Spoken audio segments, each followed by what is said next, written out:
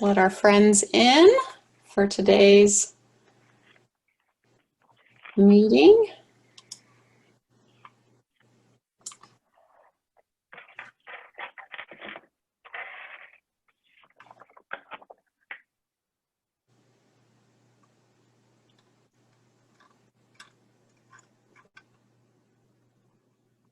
Okay. Welcome, everybody. We have guests. Yes, we have guests popping in. I'll give it just a couple minutes here.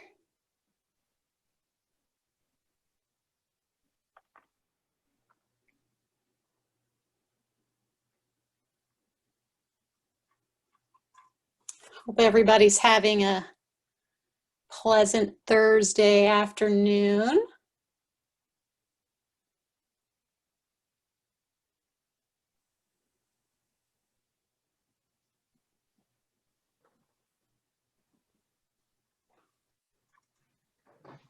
We'll get started just in I'll give it a minute or so here.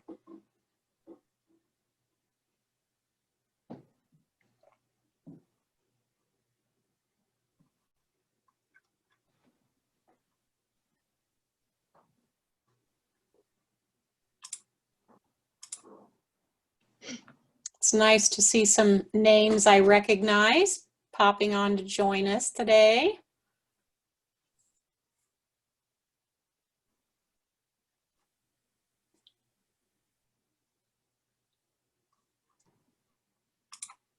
A couple more. We have some new faces too, Hannah. Yeah. Yay. This is great. Must be because Kurt's here. I'm sure. I'm being quiet, so I don't. Well, it's 2:01. Should we get started? Make use of everybody's time, and I'll just keep letting people in as they come along. But welcome everybody to another edition of Thursday Chat and Share with the Dairy Association. I'm Hannah Kelly, and I'm one of the registered dietitians on the team, the director of health and wellness, and affectionately known as Michelle's sidekick most of the time. So welcome to all of you. I appreciate you being with us here today. I'm gonna kind of turn this over to Michelle Plummer, who I think many of you know very well at this point because she is the staff member on our team that does so much in school food service and nutrition in that aspect, and we're really grateful for her expertise for that. And I want to also put a special thank you out to Kurt Bodell for being our guest on today's webinar. So thank you, Kurt, for joining us. You're welcome. We'll be hearing from him in just a little bit, but let's kick it off with Michelle. And what's the new stuff that we need to know about, Michelle? Well, thanks, Hannah. Thanks, Kurt, for being here. This is really exciting. You can go ahead and progress the slides, Hannah. And we sent out a survey. So all of you remember that back in June, I sent it out. We got the results at the end of July, and thank you. Between your responses to us and to IDOE, we had about 100 districts represented and talking. So let's go through what the results were because they were pretty expressive of what you need, and then they were also indicative of what I need to be doing to help you. So 82% of you are now doing multiple types of lunch service. In the chat area of the webinar, remember that tell me what you're doing, tell me what you need help with. I don't want you to think that this is not interactive. I take those notes and that helps me determine what I need to do in the future. So as we're going through these today, tell me where I can help you. So this is July when I got the results. I've heard from some of you already that your lunch lines have now changed again. Some of you changed 2 or 3 times. So where are you and how can we help you? Then 76% of you are going to be providing e-learning day meals. How's that going? How are you getting the participation you need? Is everything happening the way it should be happening? Hannah, the next slide, please. Keep going. 81% of you, next slide, said food cost was huge. Keep going. Lots of taps. There you go. Perfect. Food cost was a huge concern. While I can't help with food cost, I can help you with some of the support here of the questions that we asked about the resources and tools needed. So grab and go meal models, we're going to show you that, and I've got a newsletter coming out with lots of links that can help guide you. Refrigeration options. We've helped many of you. We can help more of you, but we don't know what you need. While I can't drop a cooler in your driveway, we do have resources, and we've made friends over the summer that have resources. So tell us what you need. Tell us what you're looking for. Just right before this email, I got an email right before this, and one of the companies that we hadn't used in a long time because they used material on the outside of their insulated bags, they've now gone to a wipeable, cleanable outside liner again. So I'm going to be sending you that information and letting you know how to use that as another resource, because I know insulated bags are key to a lot of your work, but I also know that insulated bags, sometimes we're waiting 6 or 8 weeks to get them. So I'm trying to find a way to help you. Being compliant with the COVID and all of the sanitation and all of that, not getting bored, that's a big concern to you guys. So we've got some ideas coming. Meals in the classroom model. We've got that idea coming in a link to the newsletter that you're going to get probably Tuesday. Recipes. We have a ton of recipes coming from usdairy.com, but we also have aligned with No Kid Hungry and the FCCLA to have those commodity issues that you are concerned about, how to use them, how to make recipes out of them. So we're using our high school culinary kiddos who do amazing work. We've given them the 4 commodities of protein that you say we need to move, and we're having them come up with recipes. So the big turkeys, the ham, the chicken strips, all of that, you're going to have recipes by the end of the month. And if you're following along with the No Kid Hungry webinars that are going to start in September, you're going to see firsthand some of those recipes. Administration chats, struggling with getting the message across or having them understand what you're doing and what they're doing. We have some resources that can help you. We also have people that can help you talk. So if that's a direct issue with you, let us know and we can kind of guide you. Promoting meals to the community. Wait till you hear Kurt's idea. This is so amazing. I'm not sure how I'm going to work it out yet, but I think we're going to try our best to work this idea out. But we need to use your small town papers, use your school paper, use social media. If you're not on social media now with your school, you really, really need to be, because I know we have done so many things via social media that have really promoted our messaging in a time where we can't all be together. So that's been very helpful. Go ahead, Hannah. Again, so your biggest concern for planning was food cost, and we're going to try and help you. We're going to try to get you those recipes and get recipes that include all the food groups and make it easy for you. Many of you talked about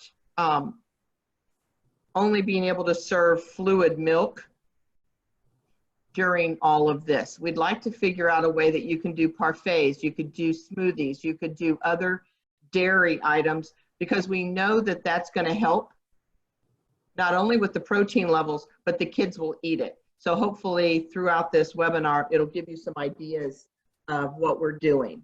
So go ahead, Hannah. So where can we help you? This is where you're going to start talking to me, but we have this new information from IDOE and I need some help. So first, handling food service staff that are getting sick, food service staff shortages. This is a huge issue. This is coming right from IDOE. They're sending it out to us because we all partner together. As many of you know, I'm a chef first, a dietitian second. A lot of my chefs are out of work. Their restaurants have closed or they're not using as much staff. They already have their serve safe training. Get the word out that you need some temporary help. Get the word out that you need some well people to help do this. They're already trained. They're just not trained your way, but they can pick it up quickly. Superintendents are telling food service directors that they can only serve cold entrees. Where's that coming from? Why can they only serve cold? We need to educate everyone that these hot meals can go out. They can be heated and reheated. I worked at Second Helpings for a long time, and they are magical at making entrees look beautiful, freezing them, and then sending them out with the instructions of heating to 165 degrees. You can do a lot with these, and a lot of you are already doing that, but we need to help the ones that are not doing that. So let me know who that is and let me know how we can help you. Creative menu planning. I told you FCCLA and the Dairy Association, we're working on recipes to help you. And whether it's cold or hot, we're going to just provide you a mirage of them. And as we go through the rest of the program, you're going to see other sites that may be of benefit to you. Ordering up a la carte when ordering a meal. This is where I need a little help from you. I don't know what you want on that. So help me understand. Creating POS ideas for bulk meals. That, tell me what you're looking for, because there's a lot of kids in your school that are creative. There's a lot of kids in your school that can do some of this work, but so are some of your staff that you may not know about. They may have hidden talents, but also point of sale ideas for the bulk meals can easily be worked out. And Kurt's gonna tell you his little idea here in a minute, and we're gonna try and help with that. And then finally, using USDA food in menu planning. That's where the commodities come in. That's where we're gonna help you. We've got the full list with us, and we're going to look at it and see where we can make smoothies, where we can make other foods into fun foods using FCCLA, using some of the past recipes from Second Helpings, and using the usdairy.com site that can help you as well. So let's keep letting me know what you need and see where we can help you. What's next, Hannah? So, as most of you know, I manage the dairy bar at the Indiana State Fair. And this year, it could not have looked more different.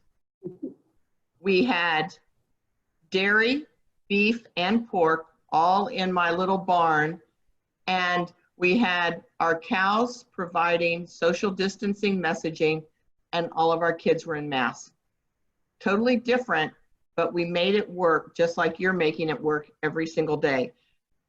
So then I got a phone call from Kurt with this idea that he had, and I'm going to not take his thunder. I'm going to let him start talking and share his idea and get you as fired up as I am. Thank you, Kurt.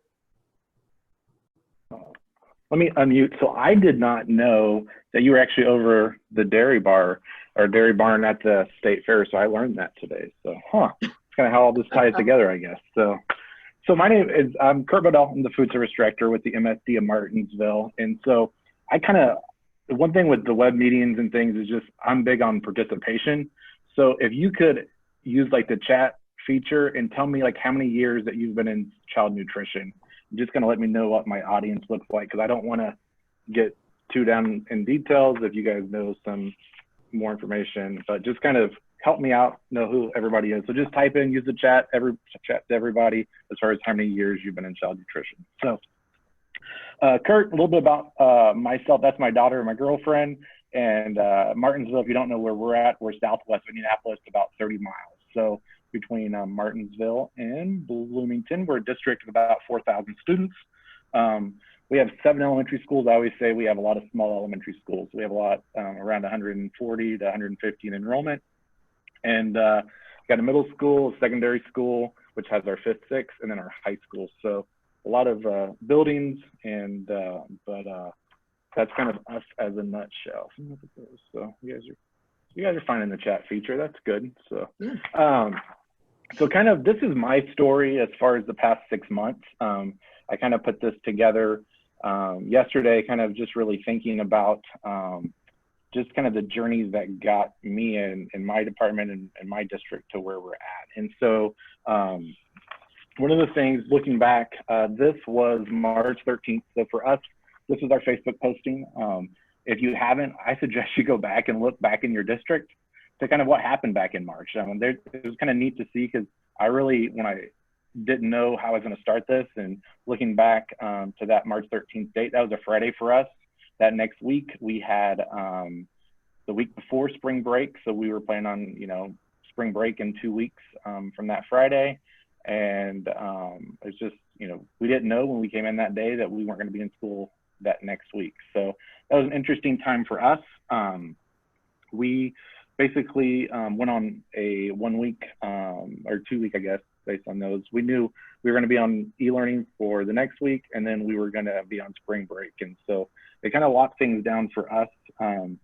First thing I knew, what I usually do best is call people that's already gone through it before me. So I reached out to Emily over at Avon, because if you remember back in March, they kind of started all this here in Indiana for us. And so reached out, kind of got some information as far as kind of what things looked like and what I should be doing.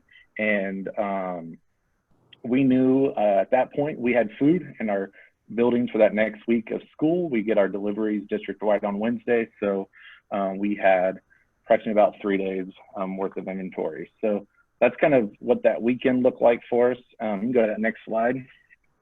So we knew that, hey, I needed help getting this food out. And so I didn't want it to go to waste. I didn't want to just sit on it and then be farther down the hole, like, what am I going to do? And we were, as a district, we were already very, we were very strict. We actually blocked access to everybody in the district, except for, there's about 7 of us total that had district access, and that was it. So, like, as far as people in and out of the buildings, I mean, it was a ghost town that weekend. But we brought in our teachers union. They came in and helped.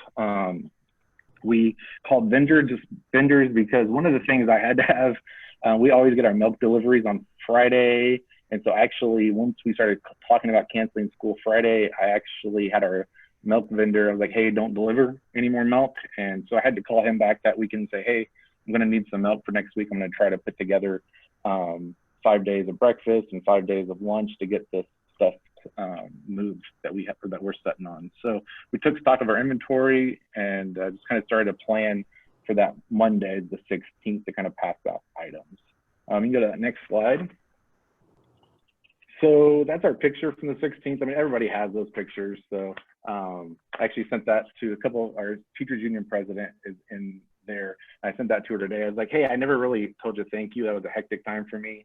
But I was like, hey, I'm putting this presentation together. You know, just thanks for all your help. So I think that's the one thing, you know, just thanking people and just making sure that, you know, we're taking time to kind of remember the moments and kind of work through everybody. But we worked with them. We had, I'm trying to look at my sheet here.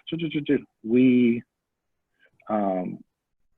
at that point, we served out basically all the food we had, except for we probably about 20 or 30 meals left. So we reached out. We were fortunate enough, we have a community relations director that both handles our media and Facebook and deals with our local non-for-profits. And so we had our food pantry here that next day to kind of pick up those items on Tuesday morning. So I met them, and then I kind of didn't come around for the next week and a half. We shut down all the buildings. We had maintenance guys, a route for them, and then food service just kind of slowed things down. We continue to kind of work through the pantry to get food to our students, and then we kind of watched. There's a lot of people out there, a lot of you even on this call that just, did not stop. Like, you didn't take a break off, and we, from the association and just from a peer group, we appreciate that, because I know for myself, we took a good 2.5 weeks off, and we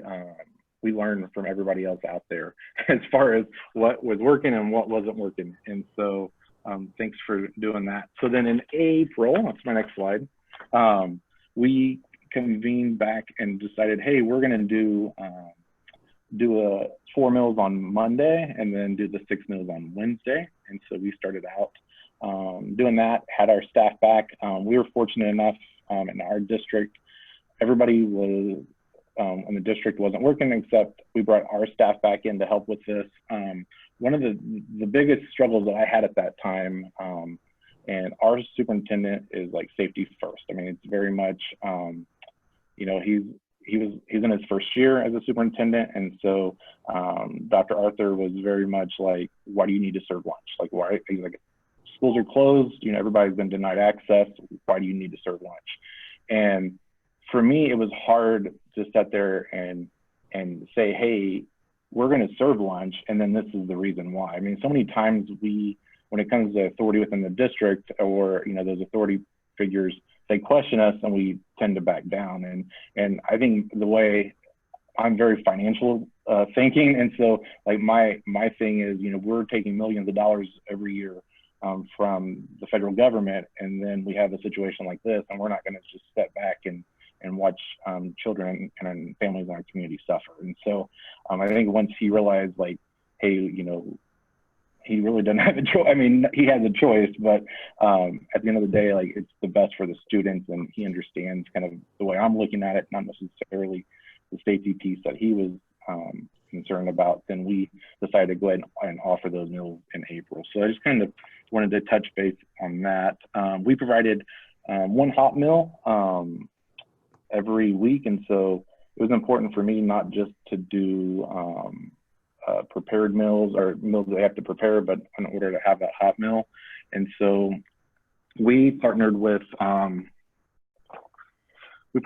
local McDonald's, actually, because they came to us, because if you remember back in April, they had to close down their restaurants. And so they said, hey, we're struggling, our dining room's not open, are you willing to work with us? And I'm like, hey, this is my price, what can you do? And then we made sure that item met our meat alternative requirements, and we served like a cheeseburger out. And I think we actually did a sausage biscuit also for breakfast one day. So I jokingly threw out a price for my breakfast. He's like, yeah, I'll do it. I was like, okay, so we'll do breakfast too for you.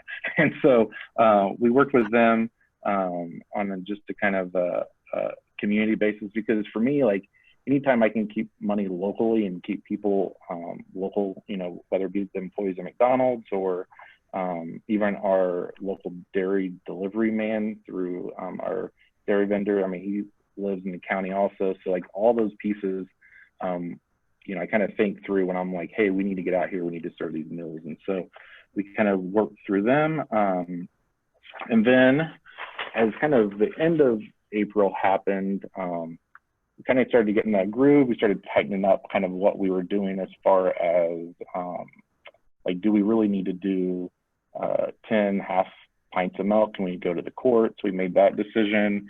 We also just kind of started looking again around people around us and throughout the country. And I think one of the neat things with Dairy Council, and I don't know if Michelle probably could, I didn't look back, but she started doing these probably in April, May, I would say, once a month. And I think the first one I didn't tune into because I had 101 things going on. And finally I was like, I better listen to see, what they have. They've been that consistent voice for child nutrition, and I appreciate that. And so I'm like, we'll see what they have going on. So that's kind of when I started, diving into her message as far as like, if you need help, let us know, and so then comes to May, we kind of have the beef shortage. So then McDonald's is like, they called me, they were scared, and they're like, hey, we can't do cheeseburger. I'm like, that's fine, you know, we'll make it work. And we then transitioned to 1 day a week instead of the 2 days. The staff like that, because then they were only working 2 days a week instead of 3 days a week. They were working Sundays in April, and so as churches started opening up, a lot of people didn't want to work Sundays. So that was one of the things we had to kind of adjust based on our staffing needs. And then as far as the end of May, we started talking about, you know, everybody started talking about parties and vacations, and because we thought all this was going to be over, you know, like you just have those hopes that things are going to get better, but they really didn't. And so we'll kind of shoot the rest of these. So we kind of then get into June and July, and we kind of transitioned over to our summer meal program, which we were fortunate enough this year to operate much like what we were doing through the school year, where parents were able to take meals away from this site through non-congregate feeding. So that was a big just help with everything going on. And then one of the things I invested in was, like, I hired my managers. Like, for me, it was important to have my best people around me supporting me, and I didn't have to spend as much time training. And they were, by this point, they were kind of wanting to get back in the groove of things. So that was a big support of mine. I have great staff, and so they stepped up. And then kind of, you know, June, July, we start talking about back to school, right? I mean, some people plan it in April and May this year. We were a little busy back then, so we started planning back to school. And as a district, again, we have a superintendent that's very safety cautious, and so early on, I could tell, like, he was going to want to eat in the classrooms. And so I kind of just started working on that plan, because for us, we oversee student supervision within the cafeterias. So all of our elementary schools, so our lunch aid cafeteria people work for our cafeteria managers, which can still work for me. So they're all part of our food service department. So it would be an easy transition. Instead of those teachers bringing the kids to the classroom, then we would just bring the food to the classroom. So that's what the plan we started putting together. One of the things early on that I wanted to do was to keep my menu simple. Like, that is the one thing that I have control over. And as vendors and manufacturers and all of these associates, you know, as they were worried about having, you know, wanting to know what we needed, there was no way that I could tell them what I needed when I had, you know, 10 different items or 12 different or 15 or 20 different items. So we scaled down. We're going to we have a 1 week cycle menu K through 8. So every Monday is the same, every Tuesday, Wednesday, Thursday, Friday.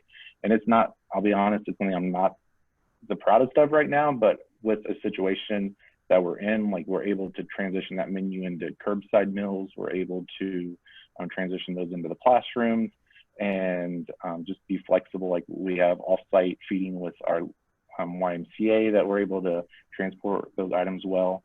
And so we knew that our menu wasn't going to be it's great this year, but it's about execution. And so with the menu and being with the students in the classroom the entire time, next slide, we kind of started thinking, like, what does that look like? So who's going to do it, when they're going to do it. And then basically my staff was like, is it going to be us? And I'm like, yep, it's going to be you. And so I'm like, hey, this is a simple menu for you. And then to keep those kids entertained, we're going to have a daily activity. So what I was worried, so this picture popped up with it's overseas, I want to say somewhere, but I'm like, I don't want our classrooms to look like this. And I'm like, I was worried. I'm like, we got to go in there and have activities and make things fun. So we actually decided to do a 1 day, every day is a different theme. And so 1 day is like Martinsville, like a Martinsville themed day. 1 day is like a farm day. We have 1 day it's like summer fun. We're talking about, like, power line safety and just easy stuff that you can get a hold of and you know, have your staff work on or kind of talk to the kids about. And then one of for Fridays, the one thing that came up is why not, and this was back, probably back in May, and that's kind of the story part that I forgot to tell you. And so at the end of May, our superintendent, we were meeting as a cabinet group, and he was just down in the dumps because they canceled the state fair. Well, one of the things that he enjoys is he's actually like over all the 4-Hers for the state fair. So this is a picture of him on the big state fair sign up on one of the buildings. You can't see it that well, but so like he was really down in the dumps that day because he's done the fair for years and years and years. And I just kind of like put that in the back of my like Rolodex that, you know, like Dr. Arthur's really big into fairs. And I already made him mad probably because I told him I was going to feed kids in April. So I was trying to find another reason for him to like not hate me because I didn't give him a choice back then.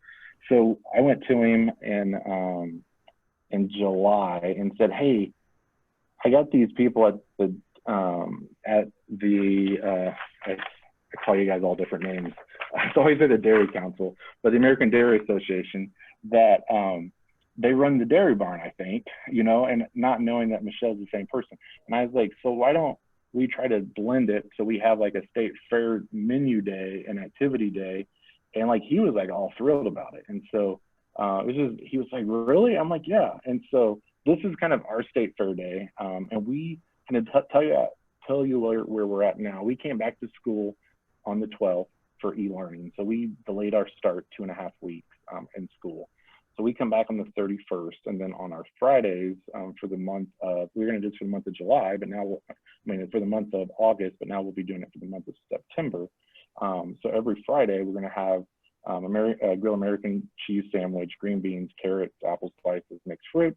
And then the activity is like we do state fair placemats, state fair decorations, and just talk about the kids about 4-H. A lot of us have Purdue extensions or 4-H clubs that are already associated within the building, so they were happy to jump on board.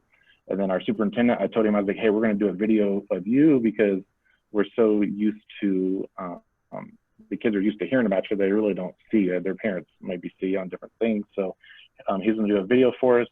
And then one of the things that Michelle suggested was that we have a special treat for the kids of the brown butter maple ice cream, which was the official ice cream of the state fair this year.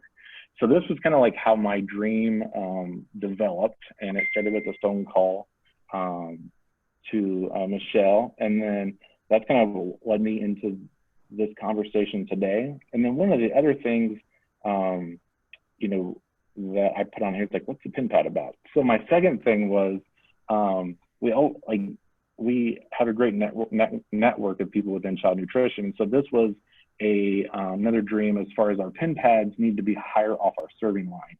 And so I like ran it past Michelle. I'm like, Michelle, like who can do this? Or I think I maybe put it on social media, and she chimed in with a local manufacturer's rep that actually manufactures reps for a facility here in Morgan County.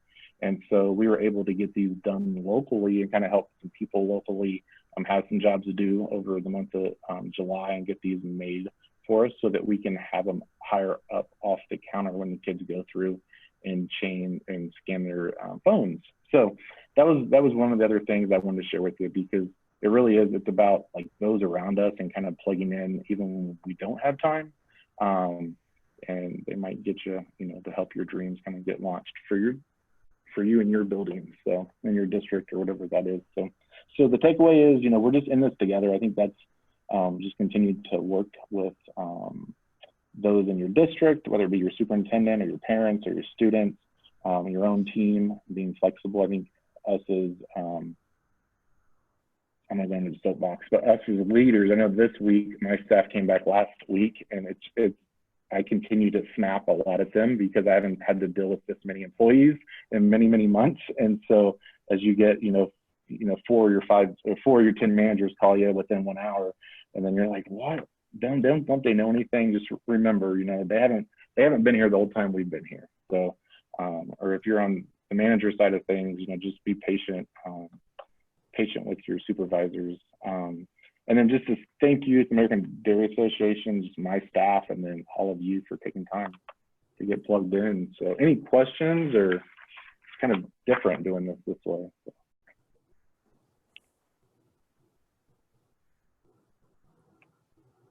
You guys there? Can you hear me?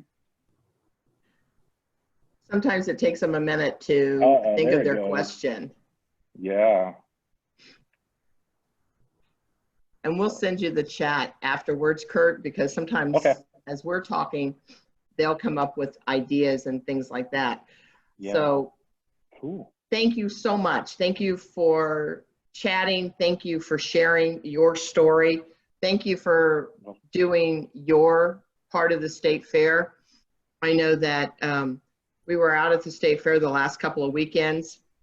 It looked very different, but we were able to engage with some of the 4-H exhibitors. And that was one of the biggest things, is that everybody missed the socialization. Everybody missed the fair as we know it. When you showed the picture that you were showing, I was trying to think, what day was he there? And oh yeah, that was last year. So, but thank you. Thank you. So let me give you some updates as we go along with this webinar. You guys are very quiet today, very quiet. We found out that I showed you this slide back in June, that they were only going to keep the Gen Youth for School's Sake grants available through June. We now know that they still are open and we still have money and funding. So please go and look at this site and see what they can provide for you, because I know you all have questions, you have funding needs, you have requests. So, and if you need help, we're here to help you. Next slide, please. Again. So, recipe ideas. This is on our website. We are going to have it in our school newsletter that you're going to get out the first of next week. But this is the start of a bunch of recipes that have been kid approved. McCormick's worked with the dairy councils to come up with some great kid-friendly recipes. So you've got some of those items that you need to move commodity-wise, but we've redone them in a nice way so that they're going to be different, they're going to be fresh for the kiddos, and they're going to be enjoyable. I will tell you personally, down in the lower corner, that peach parfait with the cinnamon sugar waffle dippers is amazing. The fiesta parfait is incredible. So try some of these recipes. And I know you're thinking, well, maybe these are hard to package or they don't work. We're finding you resources for that. We're getting a lot of requests for people wanting to have sealers or packagers. And we are working with our folks at Dairy Management to get you those resource connections. So we will have them very soon. Next, please. This is what I was telling you about. This is from Texas. This is what ADAI sent us out. And if you haven't had a moment, which I'm sure most of you have not, and you're rolling your eyes at Michelle, why are you even bringing this up? Look at this for just a second, where if you're doing traditional cafeteria, they have it set up. If you're doing a mobile or grab and go, they have it set up. If you're doing meals in the classroom, you're having it set up. I know that a couple of you are doing hallway food service.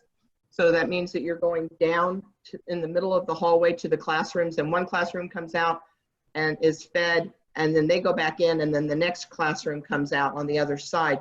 This is ideal for that, because some of those carts that we've provided for you can do hot and cold simultaneously. This is ideal. So there's some ideas in there of recipes, and if you need more information, that link is going to be in our newsletter, but that link will also be at the end of this presentation. Next, Hannah, please. So then food management, we showed you this information, came out in April. It's a little bit dated now, but still some things that you need to think about is pre-ordering or pre-packaging ideas. You can have your students pre-order the meals and then come by and get them. That works really well in some of the high schools. That will save some labor, that will save some time. If you're doing the scattered kiosk system, we have carts available for that. We have insulated bags available for that. And we have some very, very cute signage for that. If you didn't get some of the social distancing signs that, or kit, Hannah put together a lovely kit of social distancing stickers that will go outside or in the hallway. They're slip resistant, and then some other goodies in this kit that'll be fun for the kiddos as they're going down the hallway or in the food service area that you now have, whether it's an art room or the library or the multi-purpose room. Next, please. And this is all new. Milk Pep, which is also known as milklife.com for schools, has new swag. They have new chocolate milk posters that are fun and exciting. They have new videos to run in the classroom while they're eating lunch or while they are in the cafeteria for that short amount of time. So make sure you check that out. Next, please. Got Milk has rebranded itself. It is back. It was one of our favorites a few years ago. Now they're bringing it back. You've got to see the videos. You've got to see the fun. They are making milk exciting again. And let me show you a couple of ways how. Next slide, please. This is a downloadable frame. You can get this off of milklife.com. The kids can put their picture in there, and how fun it is for World School Milk Day. It's coming. We still want to celebrate. It just may look a little different. Or when we had our ice cream social that we put on this year, we had frames that people would hold up and run up to the car, get a picture, and take it back. So still social distancing, but they had the frame. So think about that. Trying to get you to think outside of the box a little bit and still incorporate some fun during this time. Next, please. This is my favorite new recipe. So you don't have to put it on a stick, but although, you know, at the fair, everything's better on a stick. You can use real milk, Hershey's syrup, and a package of instant chocolate pudding, and then fruit. And I will tell you, this works perfectly with caramel syrup and vanilla ice cream and cherries. It works wonderful with strawberries and chocolate or strawberries and vanilla. You mix it all up, you freeze it, and they've got these delicious popsicles. And you're still getting the milk out there and using the milk in just a different way, because just like every kid, if all you do is give them an 8-ounce carton of milk every day, they're going to get tired. So now we're going to give it to them in a different way and make it more fun. Again, if you go to the milklife.com, they're going to have more recipes, and I'm going to send you more recipes. We've ordered them and they're coming in, and we're going to send you out a packet of them. Next, please. And then again, much like Kurt, he brainstormed and he said, call Michelle. Thank you. Penny Garrett also called Michelle and said, you have coolers, but they don't fit my needs. This is what I want. I want a barrel. And I said, you have to have a barrel because I have something that's not a barrel that'll work really good that you can have. No, I want a barrel. I said, okay. So you can get these barrels that will hold 2 cases of milk, or they will hold string cheese, or they'll hold yogurts, or they'll hold whatever you want them to. And the white frame is the ice pack, and it'll keep it cold for 8 hours. And they come either in Got Milk or the wonderful Fuel Up to Play 60 label. And that way you can still integrate and still make sure that your kiddos are trying to incorporate some activity in their day subliminally. We want to make it fun, but we also want to make sure that the kids are getting their milk and their exercise every day. Next, please. So things have changed. Everybody thought they had the school set up just in place. Everybody was going to set up on a certain date. It was all going to work perfectly. And then things change, and then things evolve, and then more things have changed. So don't forget to log on to loveyourlunchroom.com. They have so many cool signs. Oh yeah, we give grant money for this website too. This is a great company. This is a lot of good for a minimal amount of money. They have great signage for curbside. They have great signage for hallway, or for even if your library is a lunchroom now and will go back to being a library in a little while. So look at that site when you have time and see how we can help you there. Go ahead, Hannah. And lastly, summer's over, or it's going to soon be over. We developed a playbook. We had so many hits. We had over 1,500 hits of people viewing this playbook of activities and fun during the summer through Marion County Health Department, IDOE, and libraries, that I wanted to bring it back to you. I can remove the word summer and just say fun book. And that's what I plan to do. I just didn't get it done yet.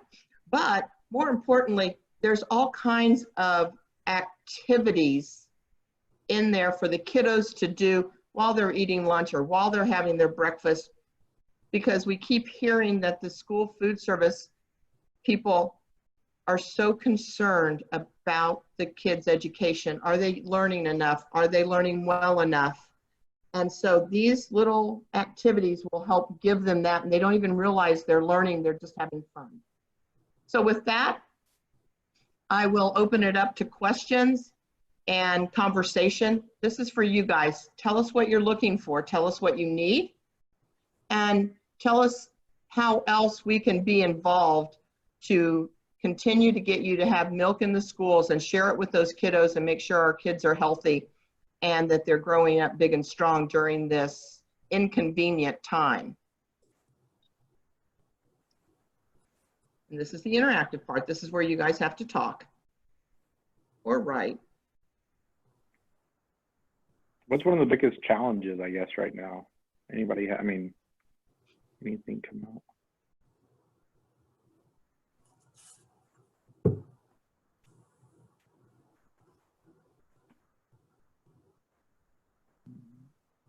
I guess everything's going perfectly. Everyone is so quiet this afternoon. But I've been monitoring the chat kind of just to see what we have. Oh, Penny says that they love the milk barrels, so thank you. Yay. Yay. And there was also a thanks, Kurt, for your presentation in here too. That was appreciated. So well, is it the mask? Do you all have your mask right next to you that are at the office? I have cows. I'm supposed to have mine on, and so I'm watching the door because I'm gonna throw it on real quick. But this is Kim Combs, and our biggest challenge is keeping staff. We had 8 out yesterday with 7 buildings. So the hardest thing is keeping people at work. Either their kid has a headache and they send them home. Now they're out for 10 days, or the employee.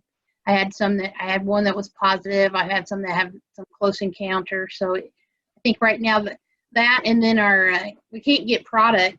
Can't get Uncrustables. I mean, GFS at Shepherdsville's out of ranch or out of normal things. It's just, you can't get anything. Kim, what kind of ranch do you use? Do you buy the PCs, or do you put it into little souffle cups, or how do you serve that? We've been buying a cup, a little ranch cup. So we found a different one that GFS had, and it was kind of funny when the cafeteria aides threw it up at my manager and said, "This is too hard to open." So, you just can't please anybody. Because we also have a really good recipe to make your own ranch dressing if you guys are pre-packaging it yourself. I understand that having it in is easier, but I also know that doing the yogurt is another way of getting some protein into their systems, especially during this crazy time. So if you guys want recipes on different dips, I think that there's about 8 of them out there using yogurt. Also, Kim, down there where you are, there is an Ivy Tech. I would reach out to them and ask for some temp help, because those kids are going to need hours, and they can easily wash dishes, cut up stuff. They don't have to package what you're doing, but they can catch on pretty quick, and they can help you out, even if it's just for a short amount of time. Okay, thank you. Hey, I got staff, Kim. I'm not using next week if you want to bring a bus down. We're getting paid, so. How do you have staff you're not using? Because we're not back until the 31st. Oh, So, like, yeah, gotcha. so I'm not There you go, literally Kim. like they're, yeah. So, let me think about it. Let me see if I can look at. I don't know. Hopefully, if they've all had their criminal history check, we might be able to do it. Maybe you could just invoice me. I don't know. I don't know how we'd Yeah, work we'll the see. Social Security and all that part, though. Details. There's always a way to work it out. Well, thank you all. If you think of something, think of a way that we can help you, think of a way that we can do more for you, please let us know. And we will probably see you back in October. We'll send you out a reminder, and we'll have more updates and more fun. Thank you. Have a good weekend. Have a good day. Bye-bye. Bye-bye.